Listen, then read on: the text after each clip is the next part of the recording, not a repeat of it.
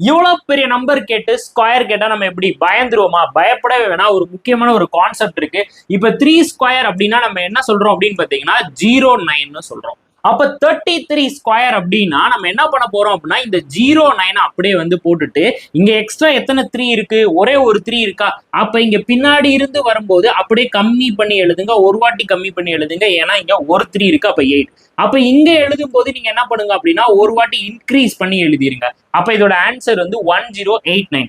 இப்ப இங்க என்ன இருக்கு? 3 இருக்கா? அப்ப 09 எழுதிடுறோமா? இங்க எத்தனை 3 எக்ஸ்ட்ரா இருக்கு? 2 3 எக்ஸ்ட்ரா இருக்கா? அப்ப இங்க வந்து 8 8. அப்ப இங்க வந்து 1 1. செம ஈஸியா இருக்கா? நான் உங்களுக்கு பெரிய நம்பரை சால்வ் பண்ணி காட்டுறேன். இங்க பாருங்க 3 3 3 3 5 3 கொடுத்து ஸ்கொயர் கேட்டிருக்காங்க.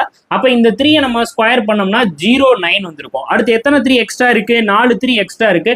அப்ப இங்க 8 8 8 8 4 வாட்டி போட்டுடலாமா? இங்க 1 1 1 1 அப்படின்னு 4 வாட்டி போட்டுடலாமா? இப்ப நீங்க எல்லாருமே கமெண்ட்ல என்ன பண்ண போறீங்க அப்படின்னா இந்த 4 3 ஸ்கொயர் பண்ணா என்ன ஆன்சர் வரும் அப்படின்றத கமெண்ட் பண்ணுங்க. இந்த வீடியோ நிறைய பேருக்கு வந்து ஷேர் பண்ணுங்க. அதே மாதிரி நீங்க நிறைய மேத்ஸ் அண்ட் ரீசனிங் வந்து லேர்ன் பண்ணும் அப்படின்னு ஆசைப்பட்டீங்கன்னா நம்ம மணி மாஸ்டர் ட்ரிக்ஸ் ஆப்பை இப்பயே டவுன்லோட் பண்ணிக்கோங்க. தேங்க்யூ.